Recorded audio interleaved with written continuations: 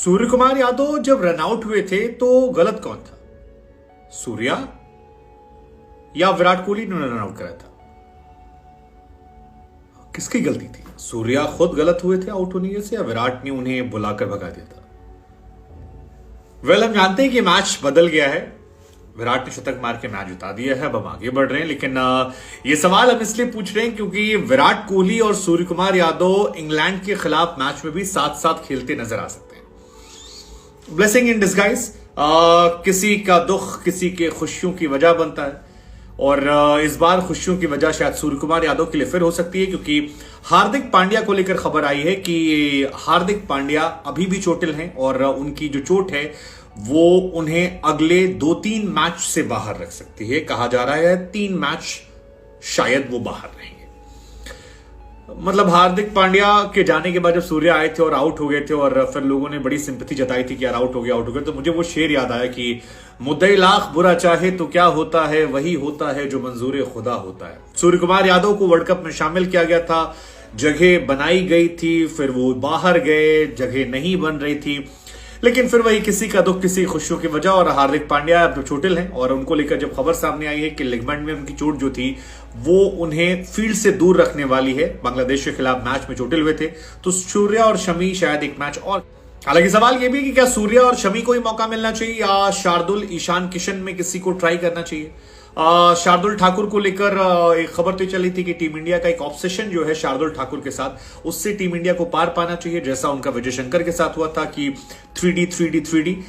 कई बार आप current form और करंट सिनेरियो देखकर करते हैं और मोहम्मद शमी ने खासतौर पर जिस तरह पिछले मैच में गेंदबाजी की थी, 5 विकेट निकाले थे, सबसे तेज बढ़िया बॉलर बन रहे थे, सबसे तेज 12 मैचेस में विकेट निकालने वाले 35-36 विकेट वाले गेंदबाज बने। वर्ल्ड कप में शानदार शुरुआत हुई, ओनली इंडियन बॉलर जिन्होंने 2 बार वर्ल्ड कप में 5 विकेट निकाले, अपने करियर की बेस्ट परफॉर्मेंस दी। सो उनको निकालना तो जाती हो जाता और इसकी चर्चा हमने पिछले मैचेस में की थी, क्या शमी को बाहर कर दिया जाएगा? लेकिन अब ये बाहर करने वाला सवाल अपने आप खत्म हो गया है क्योंकि मोहम्मद शमी तो 100% खेलेंगे। शमी के बाहर होने की मेरी नजर में कोई गुंजाइश नहीं है और मेरे हिसाब से आपका बॉलिंग लाइनअप वही 5 गेंदबाज रहने वाला, जिसमें शमी, बुमराह और आपके सिराज 3 और जडेजा और कुलदीप यादव। आई थिंक एक गेंदबाज एक्स्ट्रा होना चाहिए था, लेकिन ये 5 गेंदबाज जो हैं ये काफी वैसे हैं। अगर इनमें से किसी भी एक का अच्छा दिन रहा तो ये किसी भी टीम को खा सकते हैं। बाकी पांचों क्योंकि प्रोफेशनल बॉलर हैं, अपने अपने दिन में बेस्ट बॉलर हैं, डोमिनेट करने वाले बॉलर हैं, सिराज हो, बुमराह हो, कुलदीप हो, जडेजा हो या फिर शमी हो।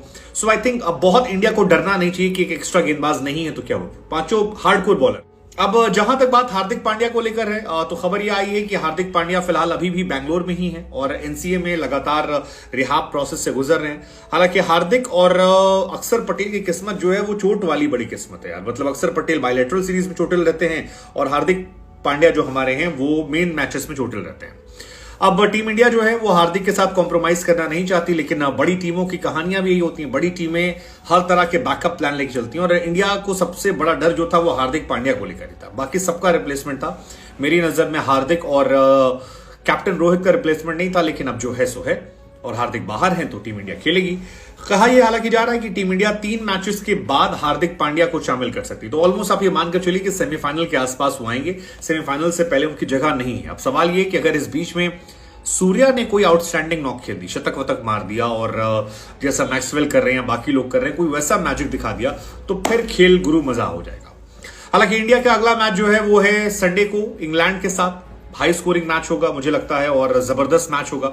इंग्लैंड की गेंदबाजी कमजोर है, टॉपली जो है वो बाहर हो गए, तो सूर्य कुमार यादव के पास पूरे चांसेस हैं अगर ऊपर वाले बल्लेबाजों ने मौका दिया तो, क्योंकि ऊपर वाले तो हमारे मौके देते ही नहीं है। सो वो एक टफ कंडीशन है। दूसरा इंडिया का मैच जो है वो 2 तारीख को है श्रीलंका के साथ, तो श्रीलंका वाले मैच में भी इंडिया के पास चांसेस हैं जबरदस्त तरीके से आने के, छाने के, क्योंकि उनकी गेंदबाजी भी इंडिया काफी खेल चुकी है एशिया कप में और अच्छा एक्सपीरियंस। लेकिन जो असली खबर है वो है 5 नवंबर को जब इंडिया और साउथ अफ्रीका भिड़ेंगे और आई थिंक वो एक बहुत इंपॉर्टेंट मैच है बिकॉज साउथ अफ्रीका अनप्लेबल लग रही है। नीदरलैंड ने उन्हें कैसे हराया ये भगवान ही जाने, लेकिन वो बहुत बहुत बहुत जबरदस्त क्रिकेट खेल रहे हैं और डोमिनेट करे खेल रहे हैं। सो इंडिया से उनका नेट रन रेट बेहतर है, सारी चीजें उनके पास अच्छी हैं, मिडिल ऑर्डर उनका बहुत ही फायरिंग है, ऐसे में देखना दिलचस्प रहेगा।